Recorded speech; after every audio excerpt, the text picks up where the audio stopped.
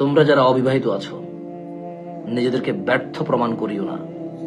বিয়ে করলে তোমার মেয়ে বাচ্চা হলে মেয়ে শিক্ষিকার কাছে পড়াবা, ছেলে বাচ্চা হলে ছেলে শিক্ষকের কাছে পড়াবা।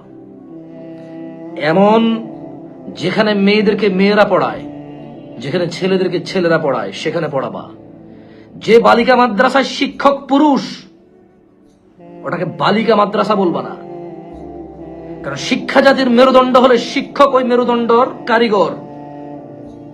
মেয়েদেরকে যুবতী মেয়েকে যুবক শিক্ষক পড়াবে পুরুষ, সামনাসামনি দাঁড়িয়ে দুষ্টামি করবে, তামাশা হাসি করবে।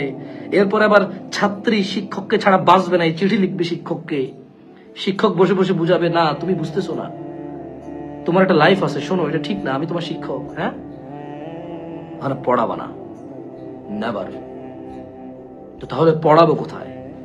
তুমি তোমার কর্ম ব্যবস্থা করো নাই, তুমি তোমার বাড়ির ব্যবস্থা করো নাই, তুমি তোমার যানবাহনের ব্যবস্থা করো নাই, তুমি তোমার খাওয়া দাওয়ার ব্যবস্থা করো নাই।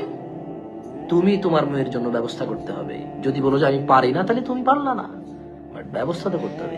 যেদিন তুমি সিদ্ধান্ত নিবা আমার মেয়ে বাচ্চাকে মেয়ে শিক্ষিকার কাছেই পড়াবো, সেদিন দেখবা এদেশে স্কুল মাদ্রাসাওয়ালারা দুইটা করবে স্কুল, একটা মেয়েদের একটা ছেলেদের। কারণ ও এটাই তার উপার্জনের মাধ্যম, স্কুল মাদ্রাসা পরিচালনা করা। সো সে তার উপার্জনের কোনো খাত ছাড়বে না। তুমি যেভাবে চাইবা সেভাবে সে প্রতিষ্ঠান দাঁড় করাবে। আল্লাহ আমাদেরকে বুঝার তৌফিক দান করুন।